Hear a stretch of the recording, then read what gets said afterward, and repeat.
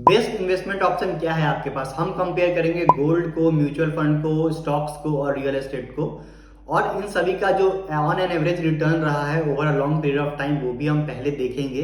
तो गोल्ड का जो रिटर्न रहा है वो 10 से 12% का ऑन एन एवरेज रिटर्न रहा है। रियल एस्टेट का भी 10 से 11% का रिटर्न रहा है, लगभग गोल्ड के बराबर ही रिटर्न रहा है। और ये लगभग में रिटर्न्स है, एब्सोल्यूट रिटर्न्स नहीं है, थोड़ा बहुत ऊपर नीचे हो सकते हैं।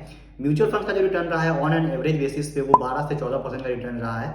और वहीं स्टॉक्स की बात करें तो 15 से 18% के बीच में ऑन एन एवरेज बेसिस पे रिटर्न रहा है। तो यहाँ पे आप क्लियरली देख सकते हैं कि रियल एस्टेट को और गोल्ड को बहुत ही अच्छे से बीट करता है म्यूचुअल फंड और स्टॉक्स। लेकिन सच्चाई बिल्कुल इसके अपोजिट है। अच्छा रिटर्न दिया है गोल्ड और रियल एस्टेट ने, और बहुत ही बुरा रिटर्न दिया है म्यूचुअल फंड्स और स्टॉक्स ने। इसका रीजन क्या है वो भी हम जानेंगे। पहले ये जान लेते हैं कि रियल एस्टेट और गोल्ड्स ने क्यों अच्छा रिटर्न दिया, उसके पीछे का लॉजिक क्या है, उसके पीछे का रीजन क्या है।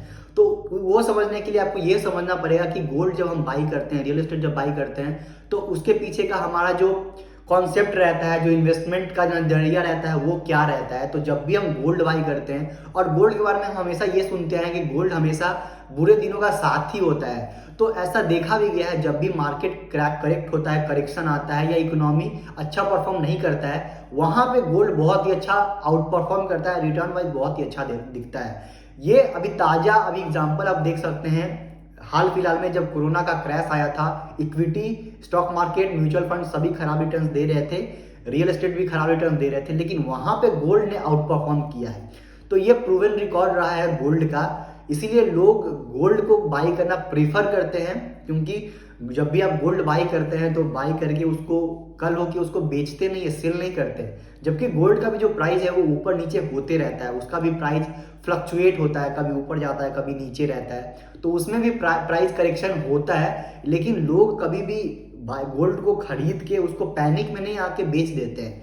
ठीक यही जो हमारा इन्वेस्टमेंट का जो नजरिया है वो रियल एस्टेट के साथ भी रहता है। जब भी आप रियल एस्टेट बाई करते हैं तो रियल एस्टेट बाई करने से पहले हम बहुत बार सोचते हैं, क्योंकि एक बहुत मोटा पैसा हमारा लगता है, लाखों में करोड़ों में एक रियल एस्टेट प्रोजेक्ट बाई करने में हमारा लगता है। तो रियल एस्टेट भी अगर हम बाई करते हैं तो उसको हम बाई करके होल्ड करते हैं और उसको भूल जाते हैं कि हमको बेचना भी है, या कल हो कि उसको बेचने के बारे में 6 महीना बाद, 1 महीना बाद, 1 साल बाद उसको बेचने के बारे में सोचते नहीं है। ठीक यही हम गोल्ड के साथ भी करते हैं, बाई, फॉरगेट एंड होल्ड करते हैं।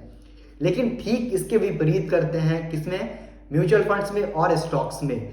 जहां तक अगर रिटर्न की बात करें तो रिटर्न वाइज स्टॉक्स और म्यूचुअल फंड्स ने आउट परफॉर्म किया है। लेकिन अगर सही में जो रिटर्न दिया है वो रियल एस्टेट ने दिया है और गोल्ड ने दिया है। इसके पीछे का दो ही कारण है कि हम उसको गोल्ड को भी और रियल एस्टेट को भी बाई करते हैं, होल्ड करते हैं, कल होकर उसको बेच नहीं देते। लेकिन ठीक अपोजिट हम नजरिया अपनाते हैं जब स्टॉक्स में इन्वेस्ट करते हैं, म्यूचुअल फंड में इन्वेस्ट करते हैं। म्यूचुअल फंड में जब भी कुछ करेक्शन आ जाता है, स्टॉक मार्केट जब गिरता है तो लोग पैनिक में आ जाते हैं। जब उनको अपना कैपिटल को लूज करते हुए देखते हैं तो सोचते हैं कि सब कुछ खत्म हो जाएगा और म्यूचुअल फंड्स को वो लॉस में बेच देते हैं। तो यहाँ पे हिस्टोरिकली रिकॉर्ड है कि म्यूचुअल फंड्स और स्टॉक्स ने अच्छा रिटर्न दिया है, उसके बावजूद जो रिटर्न्स मिलता है रियल लाइफ में लोगों को, आम लोगों को, आम इन्वेस्टर्स को, वो उनका फायदा नहीं उठा पाते हैं। ठीक वही स्टॉक्स में, स्टॉक मार्केट में जब भी लोग इंटर होते हैं तो वो सोचते हैं कि रातों रात अमीर बना जा सकता है, उसके लिए वो पेनी शेयर्स लेते हैं, पेनी शेयर्स में सारा पैसा डूब जाता है और अच्छा स्टॉक्स ले भी लेते हैं। तो जब मार्केट में करेक्शन आता है या गिरावट आता है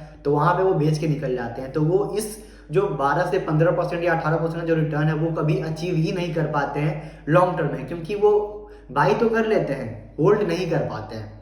तो ये एक बड़ा प्रॉब्लम है हमारे साथ। अगर आप सिर्फ थियोरेटिकली देखेंगे, प्रैक्टिकली देखेंगे तो रिटर्न वाइज स्टॉक्स अच्छा है, म्यूचुअल फंड अच्छा है, और मैं भी यही मानता हूं। मुझे भी लगता है कि stocks, mutual funds far better investment option है रियल एस्टेट और गोल्ड के। बस आपको अप्रोच जो है वो रियल एस्टेट और गोल्ड वाला रखते हैं। तो अगर आप ये अप्रोच नहीं रखेंगे तो फिर आपके लिए स्टॉक्स अच्छा नहीं है, म्यूचुअल फंड्स अच्छा नहीं है, तो आपके लिए रियल एस्टेट ही बेहतर है और गोल्ड ही बेहतर है। तो आप अब खुद को देख लीजिए कि क्या आपका जो मेंटल स्टेबिलिटी क्या है, आप उसी सोच के साथ इन्वेस्ट कर पाएंगे स्टॉक्स में या म्यूचुअल फंड में, या नहीं कर पाएंगे। क्योंकि मैकेनिज्म जो है ना हमारा स्टॉक्स मार्केट का, म्यूचुअल फंड का, आपको हर दिन वो दिखता रहता है कि आपका पैसा कितना ऊपर जा रहा है, कितना नीचे आ रहा है। ऐसा कोई भी ऐसा कुछ भी नहीं है जिसको आप ट्रैक कर सके अपने रियल एस्टेट से। आप जो जमीन ले रहे हैं, रियल एस्टेट प्रोजेक्ट बाई कर रहे हैं, उसका भी कोई मैकेनिज्म होता है कि आज आपने 1 करोड़ में कोई रियल एस्टेट बाई किया है, आज उसका 10 लाख से प्राइस नीचे आ गया है। अगर ऐसा कुछ होता तो कल हो कि आप रियल एस्टेट भी बेच चुके होते। ठीक वैसा ही गोल्ड के साथ भी है। गोल्ड का ऊपर नीचे प्राइस होता है, लेकिन हम हर दिन उसको ट्रैक नहीं करते हैं। तो या तो आप स्टॉक्स को, म्यूचुअल फंड्स को बाई कीजिए और उसको भूल जाइए, या फिर उसको लॉन्ग टर्म का अप्रोच रखिए, जैसे आप रियल एस्टेट में रखते हैं, गोल्ड में रखते हैं। अगर आप ये अप्रोच रखेंगे तो रियल एस्टेट से अच्छा रिटर्न स्टॉक मार्केट में स्टॉक्स देगा आपको, और म्यूचुअल फंड्स देगा गोल्ड से अच्छा रिटर्न। ये मेरा पर्सनल ओपिनियन है। हो सकता है कि आपको रियल एस्टेट ज़्यादा कंफर्टेबल लगे, गोल्ड ज़्यादा कंफर्टेबल लगे, तो आप जहाँ पे भी कंफर्टेबल है, जहाँ तक आप लॉन्ग टर्म में जो भी होल्ड कर रहे हैं वो उसमें आप इन्वेस्ट कीजिए, क्योंकि पीस ऑफ माइंड वो ज़्यादा जरूरी है। आप कहीं भी इन्वेस्ट कीजिए, हो सकता है कि यहाँ पे आपका गोल्ड में और रियल एस्टेट में थोड़ा सा पैसा कम बन रहा है, लेकिन मेंटल पीस अगर आपको वहाँ पे मिलता है तो आपको वहीं पे रहना चाहिए। मेरे हिसाब से अगर मेरा ओपिनियन आप लेंगे तो मैं ज़्यादा कंफर्टेबल हूँ स्टॉक्स में, म्यूचुअल फंड में, बजाय रियल एस्टेट और गोल्ड के। ऐसा नहीं कि मुझे रियल एस्टेट और गोल्ड बिल्कुल भी नहीं पसंद है या मैं इसमें इन्वेस्ट नहीं करूंगा, उसमें भी मैं इन्वेस्ट करूंगा इन फ्यूचर, जब मेरे पास वो पैसा होगा, वो मनी होगा। लेकिन ज़्यादा जो मेरा फोकस होगा वो स्टॉक्स और म्यूचुअल फंड में ही होगा, और ज़्यादातर मेरा जो मेरा टोटल कैपिटल का जो एलोकेशन होगा, जो कैपिटल एलोकेशन मैं करूंगा वो स्टॉक्स में ही होगा, म्यूचुअल फंड से भी ज़्यादा, क्योंकि वहाँ पे मैं कंफर्टेबल हूँ और मुझे लगता है कि मैं उसको अच्छे से कर सकता हूँ, स्टॉक्स पिक कर सकता हूँ, और मैं पैनिक में नहीं आता हूँ जब स्टॉक्स प्राइसेस गिरते हैं। मुझे लगता है कोई एक अपॉर्चुनिटी है और भी अच्छे अच्छे स्टॉक्स आपको सही प्राइस पे या कम वैल्यूएशन पे मिल रहे हैं। तो ये रहा मेरा ओपिनियन। तो यहाँ तक अगर आप वीडियो देखे हैं तो आप ये समझ गए होंगे कि बेस्ट इन्वेस्टमेंट ऑप्शंस क्या है, और ये भी आप समझ गए होंगे कि आपके लिए कौन सा बेस्ट इन्वेस्टमेंट ऑप्शन है। तो उसके हिसाब से अपने अकॉर्डिंग, अपने रिस्क एपेटाइट के अकॉर्डिंग, आप जहाँ पे कंफर्टेबल है उसके अकॉर्डिंग आप इन्वेस्टमेंट ऑप्शन अपना चुनिए। और ये वीडियो कैसा लगा जरूर कमेंट करके बताइएगा। ये वीडियो अगर आपको अच्छा लगा तो वीडियो को लाइक कीजिए, अपने दोस्तों के साथ, फैमिली मेंबर के साथ इस वीडियो को शेयर कीजिए, जिससे वो भी जान पाए और अवेयर हो पाए। यहाँ तक आपने इस वीडियो को देखा है, इसके लिए आपका धन्यवाद।